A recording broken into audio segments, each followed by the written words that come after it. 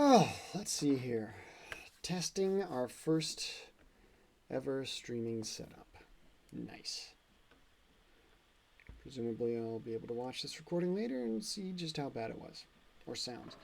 One thing I know I'll have to do, somehow I've got to figure out moving a microphone further away from the laptop because I am sure it is picking up the background noise from the rapidly overheating laptop that's trying to stream and record at the same time. All right, so what did I say I was going to do for this test outing? Hi, my name's Keith. We'll start there. Background. Not that anybody asked for it, but we'll give it anyway. So, the only real job that I can remember wanting in my childhood was making video games. Piddled around on an Atari 800 something or other home computer years and years ago. Made my first video game when I was 13. Fast forward through a lot of teenage wandering and eventually graduated university with a computer science degree right here in Wisconsin. And I was, at that point in time, I was working as an intern at Johnson Controls International, heating, ventilation, air conditioning company for large buildings. So I was an intern there, and I got a phone call at my desk one day from a friend of mine. She's working someplace else, but her computer was down at work, so she was sitting there reading the newspaper, and she came across an ad for a company in Madison, about an hour drive from where I was working. And this was a video game company that said they wanted programmers. Okay, well, I just graduated, so let's talk. So I respond to this ad, eventually drive out there for an interview. The first time I tried to get there for the interview, I got a flat tire halfway there and couldn't actually get to the interview. So that's awesome. Second attempt, wound up getting there with no experience, no training in responding to interview questions whatsoever. They were so desperate they hired me anyway. So I started this little mom and pop game company. Literally mom and pop because Dad was experienced in the video games industry. He started the company and his wife also worked there doing various things, front desk kind of things, and other administrative dealings. So it was literally mom and pop. And they had their kids come there like college age, high school age. They would come in and test the game we were working on occasionally. So I worked there in the basement of an office park building for a year and a half. And then went on to work at Raven Software, which interestingly shared the same parking lot with this company. So this little company I started out at was Evermore Entertainment. And I don't have firsthand knowledge of this, but piecing it together from tales I've been told, the founder of Evermore used to be maybe a partner with the people who started Raven. And they had some sort of falling out, and so he just kind of shook his fist at them and said, I'm going to start my own company, and did so 100 yards away. Bold move. So at any rate, that was Evermore Entertainment. So then I went to Raven Software, and I was a bottom rung of the ladder gameplay programmer. And this was, I thought, well, I've made it now. This is it. This is big leagues. We didn't call it AAA back then because that name didn't really exist. But I felt like I was now a rock star because I was working for a legit game company.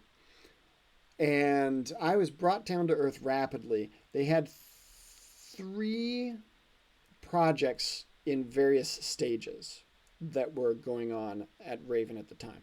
So 3 lead programmers. None of them knew I was coming and none of them wanted me.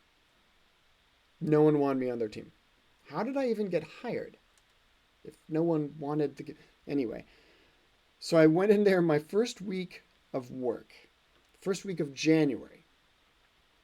And here in Wisconsin, Winters tend to be kind of cold. January is one of the worst months. So I was starting there one of the coldest weeks of the year, and it was at a point that the building was being renovated, and the door to the outside that would have been right behind where I was sitting had been removed and replaced with a sheet of plastic. So I was greeted into my rock star programmer role by not being wanted on any team and sitting down at a desk that was about 5 feet and a sheet of plastic away from well below freezing temperatures. Regardless, I kept working there for 11 years eventually.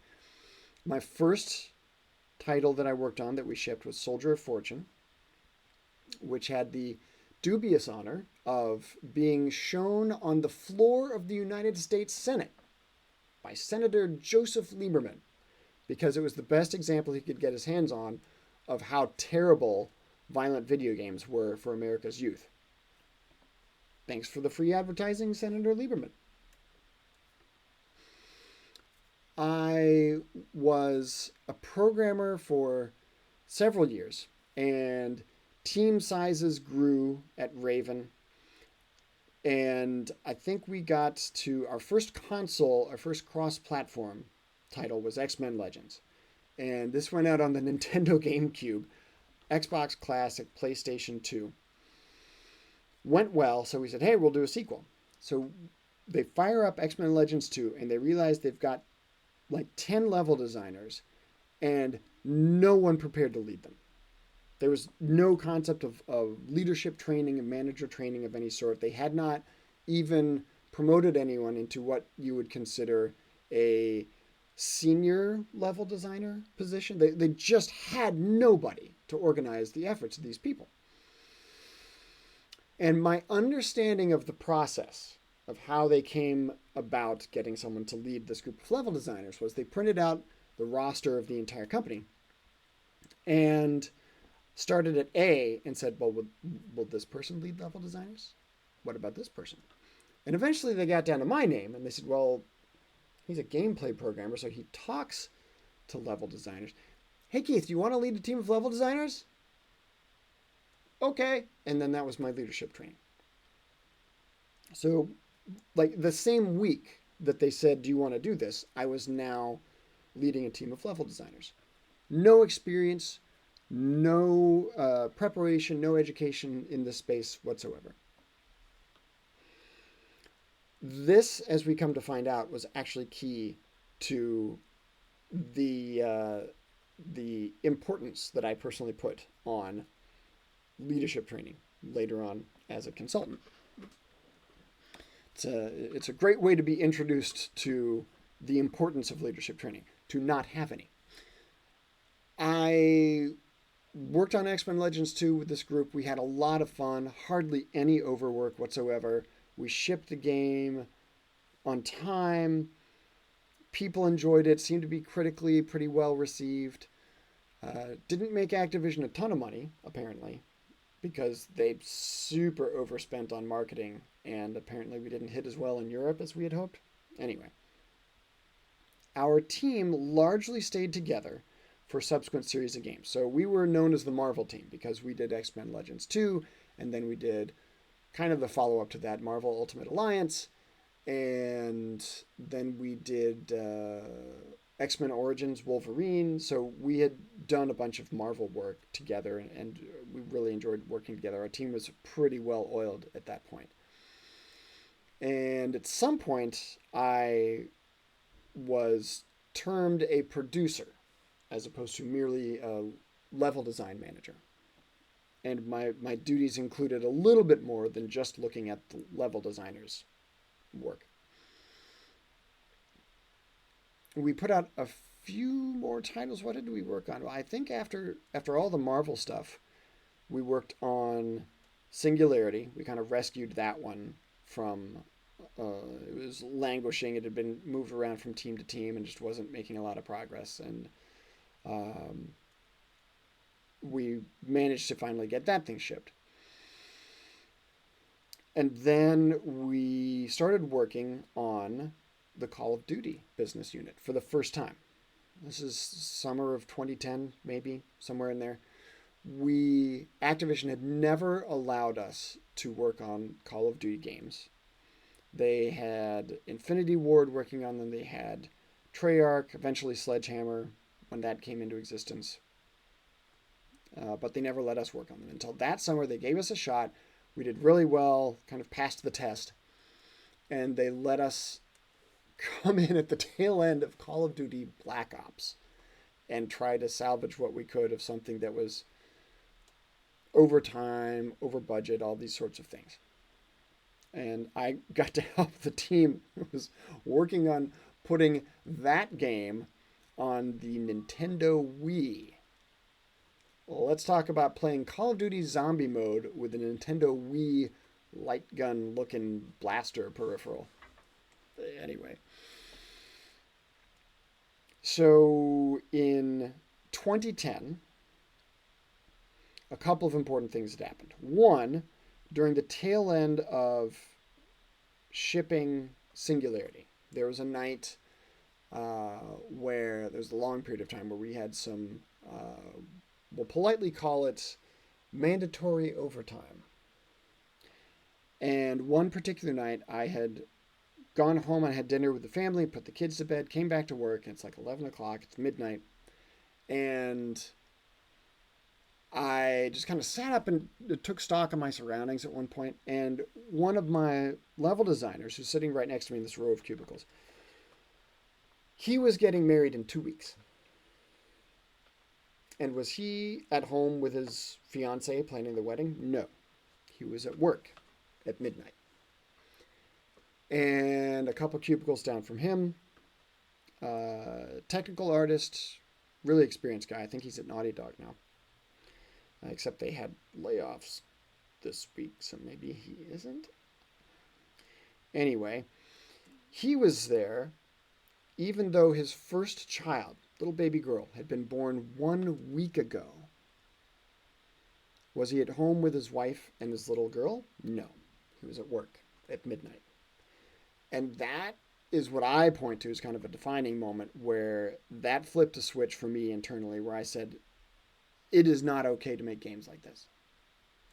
It is not acceptable to pay for the next build, the next milestone, with the currency of people's lives, which is what we were doing at that point.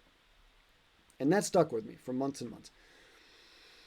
And then in the fall of 2010,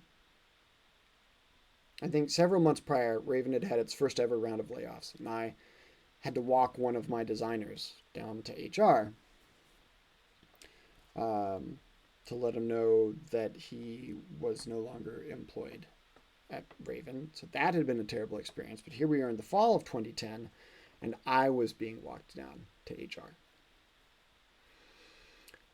And I've talked about this in a few different places where, yes, I was getting laid off. I had my world turned upside down. I'd been working there for 11 years. I felt betrayed. I felt as though my sense of my loyalty to the company had not been properly reciprocated. My identity was in question. I was really upset, all of these things. But it is also true that I can totally understand why they would have laid me off. Because yes, I was a good producer. I was good at tracking details. I was good at planning and sticking to calendars and dates and all these things. But having never received any sort of coaching whatsoever, I was sarcastic to just about everybody. I was brash. I was probably a bear to work with in a lot of settings. And I was always some smart aleck, always had some sort of retort, some sort of comment.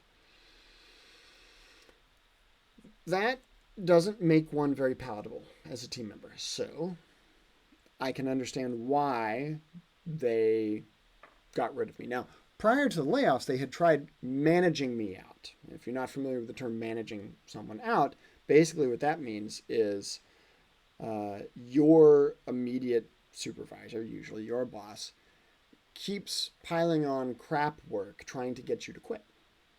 So the goal there is, while we don't have either the intestinal fortitude or the desire to go through the administrative hoops of firing this person, so we're going to make their life miserable enough that they want to quit. So that was the goal. I come to think about it months and years after the fact. While it was occurring, all I knew was that I had this new boss. He was a senior producer. He came in from outside of games, joined the company, and started making my life miserable. And I was too dumb to realize that there was a bigger play, a more political play afoot. And so I just kept doing all of the crap work. They piled on and I would do it. And eventually, I guess they realized, Keith's so dumb he's not getting this message. Let's just include him in the next round of layoffs. So out I went, and I have sensed this is a weird move, and I'm not sure how many people ever do this. In the ensuing years, I actually emailed my boss, not my immediate supervisor, the project lead, the studio head. I emailed the studio head and apologized. I said, you know what? Looking back, I realized that I had some pretty crummy behavior. And I bet I was a real pill to work with. I apologize. And his response was like one sentence. Hey, water under the bridge, but I appreciate the apology, or something like that. Okay, cool. Well, so it's 2010.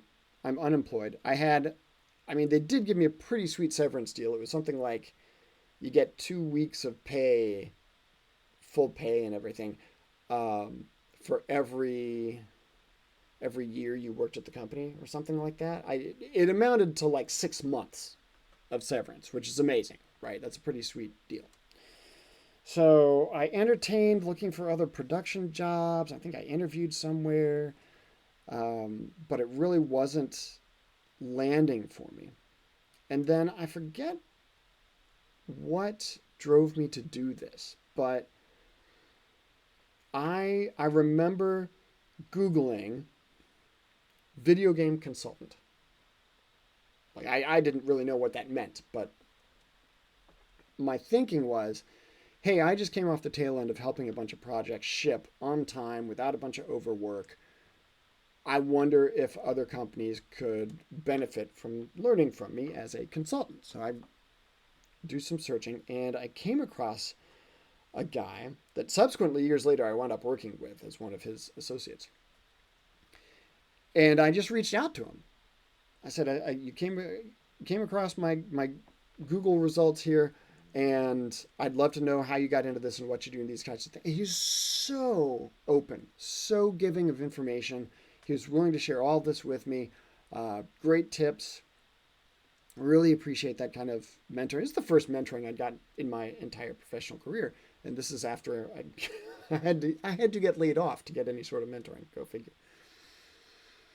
So based largely on his input, I started my own name, Fuller Game Production, got a website, paid one of the guys I used to work with to make the website for me.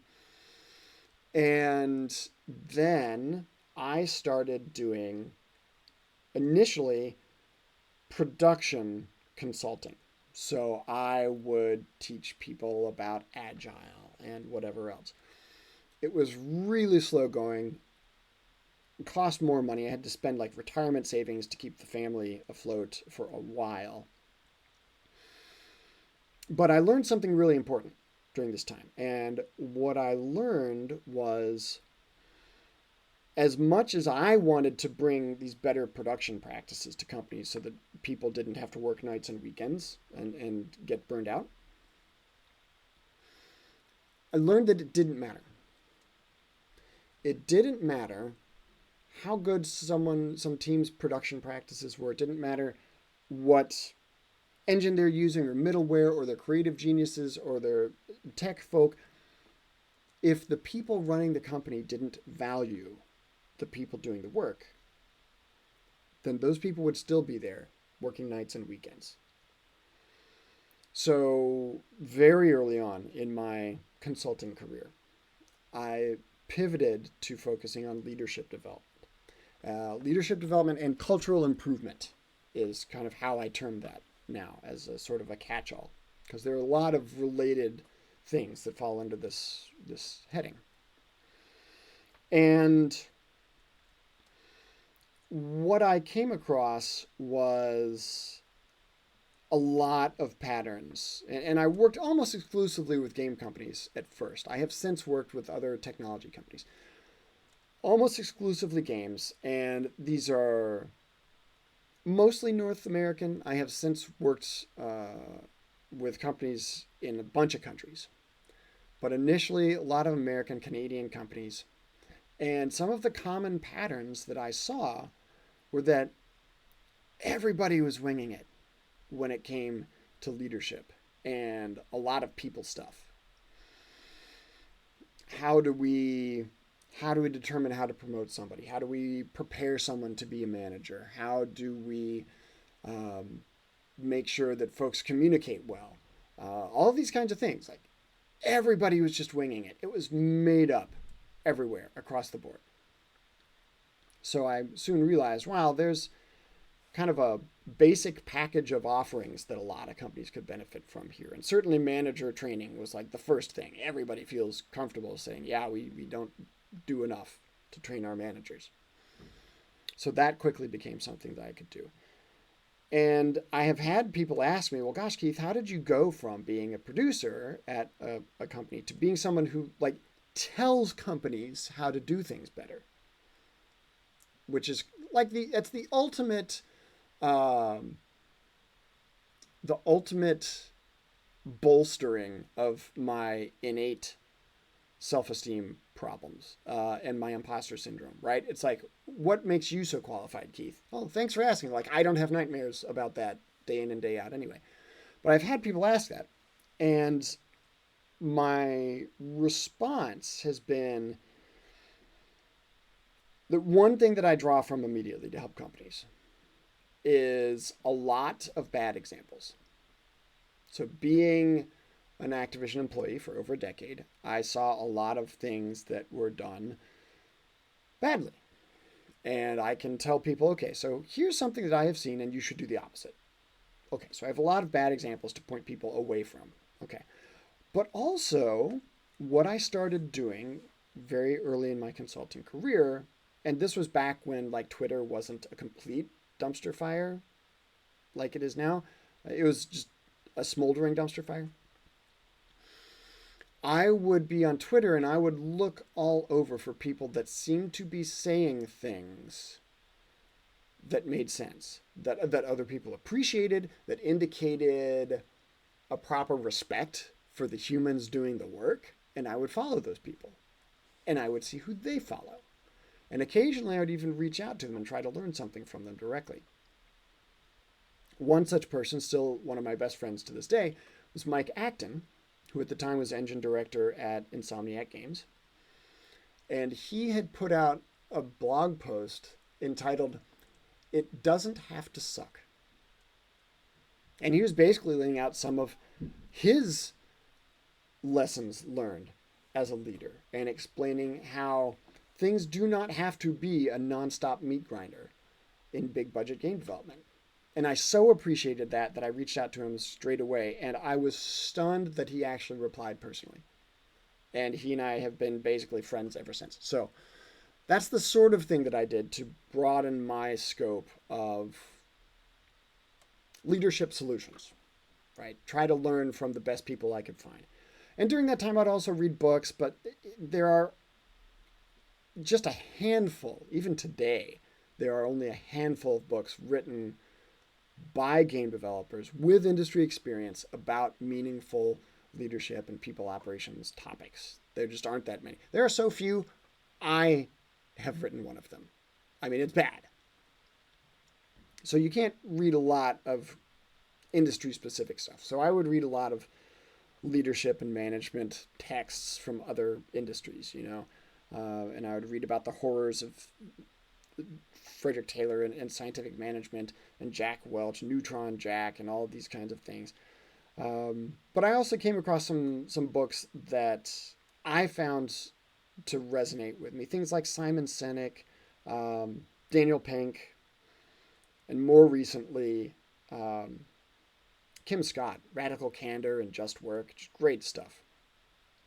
So there have been some books that I've learned from as well. And I put some of those tools in my toolbox. So that's kind of how I have gathered a lot of the things that I consider to be better practices that I try to instill at other companies. And also, man, you see enough companies and you will see bright spots. Like you will see places that do things well. And so you just have to remember how that works too. So there are a lot of times nowadays that I will draw from not just personal experience. Hey, don't do this. This is what I suffered through. Not just firsthand information from good leaders across the industry, not just lessons learned from various management textbooks or whatever, but also, hey, here's what I learned at this client. I got this one client who did this thing, and that seemed to be working really well. So maybe that'll work for you too. So all of these things come together, and that's sort of the toolbox that I draw from now. I, in recent years, have broadened the scope of what I do. Originally, it was, hey, let's make sure that you have good leaders. And it still is, right? That's the backbone of the stuff that I do. But I tie that closely to the realm that Google came up with this term, and I love it, people operations. Mostly when people think of HR, here in the States anyway, HR is kind of a swear word. Nobody really likes what the picture that comes to mind. It's like getting summoned to the principal's office when you're a kid. It's not a good thing. That's unfortunate, and I know people in the HR space that are like, yeah, that image that people conjure up of what we do is terrible and awful, and I don't ever want to be that person either. So even HR people hate the stereotypical HR imagery. So I term it people operations. And that couples together a lot of the things about leading people well and healthy cultures at companies. Because if you claim to value the people doing the work, if you say we want our devs to be treated well, they're our greatest asset, right? There are things that you have to do in the people operations space. You have to interview better. If you're saying that, hey, we want to have this great culture and we want it to be a place where people aren't overworked and everybody is treated fairly and we all respect one another and all these great things, you can't just let anybody in. So you have to get better at interviewing. You have to actually go through the process of writing down what the values of the company are. What is so important to us that we will hire or fire or promote based on it? Right? Like these are the sorts of things that you need to do. And you need to figure out career ladders and promotion methodology and performance reviews that don't suck. And all of these kinds of things if you claim that you want a healthy environment where devs are treated well. And so that's all people operations. So I have thoughts, believe me, I have thoughts on a ton of stuff that companies can and should be doing better. If they claim, if they're gonna walk the talk, if they're gonna do the things they claim they're gonna do about treating people well and respecting their devs and not overworking them, right? Then there's a lot of stuff that falls out of that decision. And that is a healthy people operation space. And so that's what I help companies with as well. The early years of my consulting, I think, have proven to be the most beneficial to me even now, more than a decade later, for this reason. I focused a lot on networking. So I learned about the IGDA, which I think 10 years ago was probably more in the public eye than it is now as far as the game development community. And it got more press, as it were. So I reached out, I connected to the IGDA, I volunteered with a bunch of stuff, met a bunch of people through that, they paid for my GDC pass for many, many years because I would volunteer with the IGDA, so I'd get a limited badge to go into GDC. Still expensive as all heck when you don't have a company paying for your flights and your hotels and everything. But I would go to GDC, stay the cheapest hotel possible. I'd walk so far to get to the Moscone Center. And then my IGDA badge would get me in. So that was a lot of networking that I was able to do through the IGDA. And also speaking at events. Any place that was having a call for speakers, I would submit something. I can remember speaking at one of the first things I attended was in Seattle. And what was the name of that? I did a talk on basically how inefficient the Call of Duty business unit was. And it was entitled, oh yeah, how to make a $50 million game for $100 million. Yeah. I'm kind of surprised I never heard from Activision Legal about that one. Because years later, when my friend Ben Kuchera invited me to work with him on a few different articles for Polygon, when he was working with Polygon. One of the first ones we did was about Singularity, and I got a call from Activision Legal one day about that article. So that was fun. So a lot of networking through the IGDA, as much networking as I could, speaking at events, hopefully getting my face in front of people, getting the name out there, that sort of thing. And I would like to believe that some of those connections have paid off over the years. So that's how I started in consulting, and that carries us up through today, where it was 2010 then, it's 2024 now. So basically 13 or so years it's been of consulting in the games industry, which has been painful. Most of the years have been painful because this is not the sort of help that companies want for the most part. I can tell you there is a big difference between the majority of people I talk to at a company and the leadership of the company. So when I talk to just about anybody who's an employee, they'll say, oh my gosh, you do leadership development? I so wish you could talk to my boss. I so wish that our company would hire you, right? Like, we need what you do. But then you talk to the studio head, you talk to the CEO, and they're like, oh, leadership development. Yeah, I'm sure our industry needs that. Yeah, we're fine, but I'm sure everybody else, all the other companies, probably need your help with that. And that's generally the attitude, is that the more senior the leadership, the less likely they are to be open to the notion that their company is imperfect, that they are imperfect. This is what I have found over the years.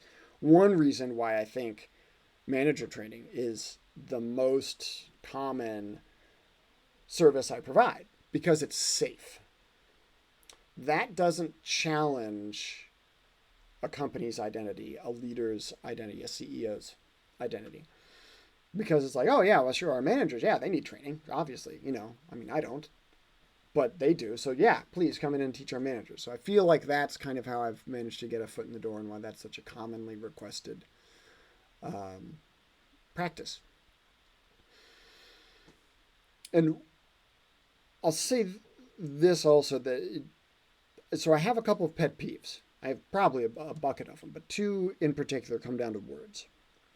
And these are concepts I have come across in my work as a consultant. The first of these words is talented. So there's this great book by a guy called Jeff Colvin called Talent is Overrated.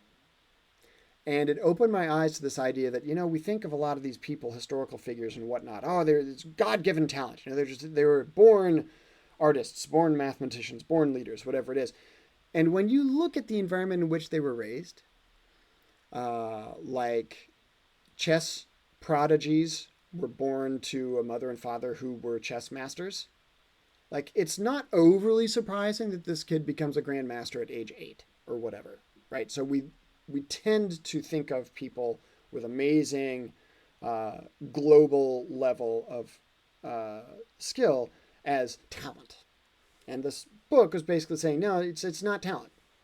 Like, there's a lot of crafting, a lot of environmental factors that go into somebody being amazing like that. There's the environment in which they're raised. There's coaching. There are all these things. And so that's where it started for me. And over the years, I have further seen people and usually it's well-meaning. They talk about how talented a team is. Oh, our team is so talented.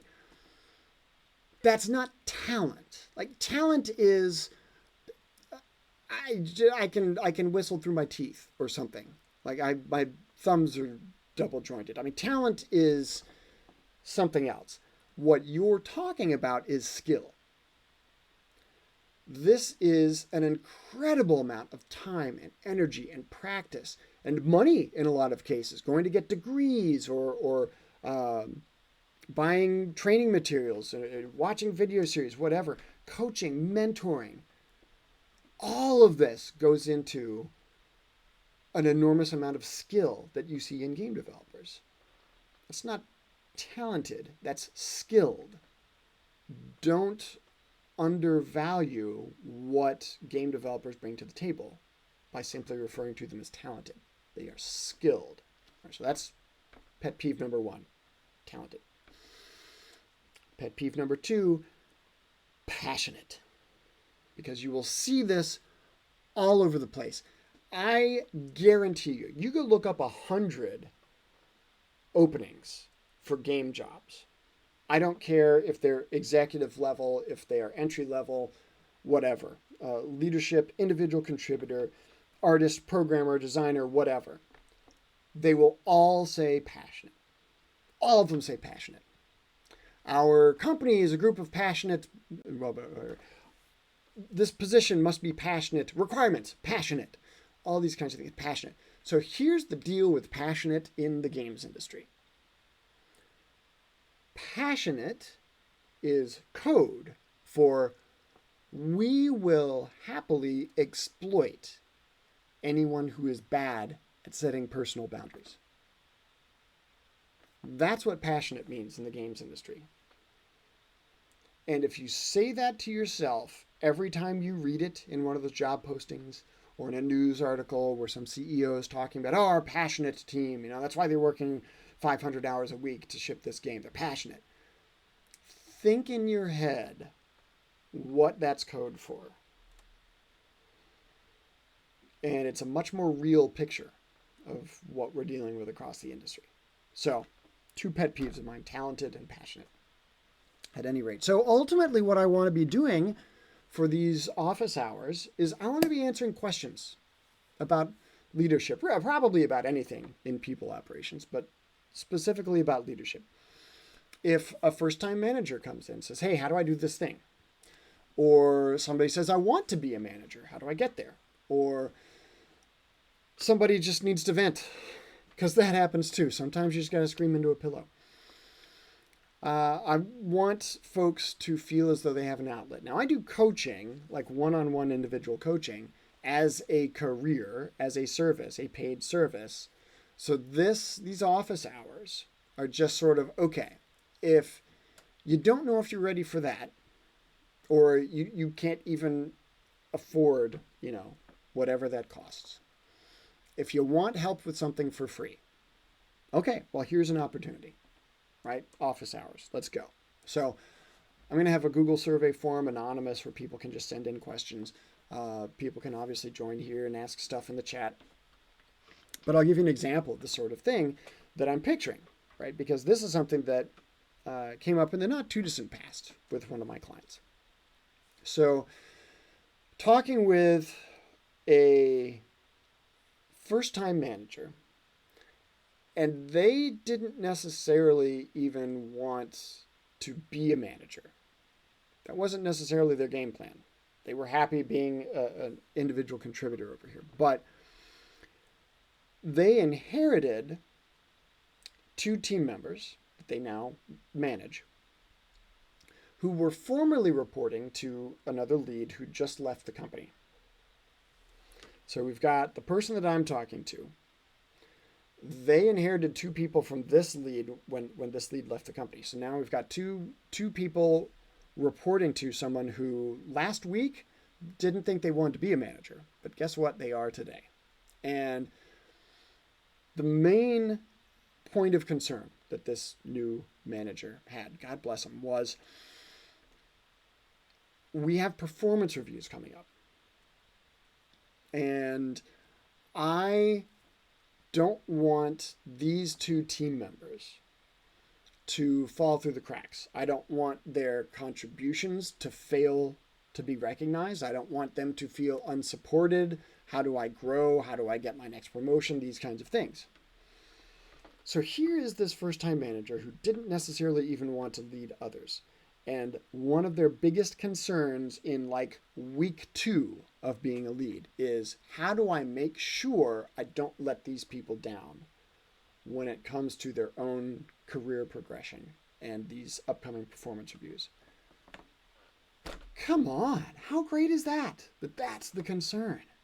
So we had a discussion around this point.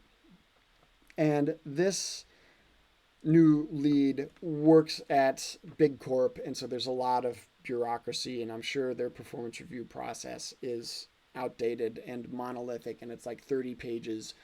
I'm sure it's terrible. And I, as I mentioned earlier, I have thoughts about people operations, and how to do non-sucky performance reviews is one of these topics for me. So I could wax eloquently for quite some time about doing performance reviews well and how many places do them poorly and all of this. But on this call, we didn't really have time. So I just laid out for this person these guidelines here. And I said, 1, this process you're going through almost certainly sucks. I base that on personal experience. When I was an Activision employee, performance reviews were absolutely terrible. Maybe they've gotten better in this 14 years since I last had one. But they were terrible. Most companies that I deal with, they're terrible. And there's good reason for that, because in the people operations space, performance reviews are one of the 2 most difficult areas that you'll ever encounter. There's performance reviews, and then there's also closely related, coming up with career ladders, the career progression. How do I go from junior engineer to mid to senior to principal? These are very similar, and that's probably why they are the 2 most difficult areas in people operations. And that's because you're trying to do this thing in both cases, performance reviews and career ladders. You're trying to come up with a box on the flowchart where you have a number that comes out. Like that's the goal, is we want to have a number. We want to have something concrete and easily grasped and quantized. We want that coming out of the flowchart. And the input is an infinitely complex human being with a nuanced professional history. What's the formula inside that box exactly that takes somebody with 10 months or 10 years of professional background and all of the stuff that comes with that, all of the environment they find themselves in now, and says, yeah, they're a 3 out of 5. They're on target. How do you do that? Super hard. Okay, so item 1 that I shared with this new lead was this process is really difficult. So don't beat yourself up trying to make it perfect, because this is hard. Okay, so that's item 1. Item 2, I said almost every process you deal with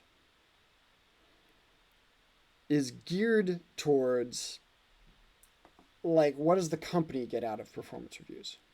How do we grease the administrative wheels? How do we keep the bureaucracy happy?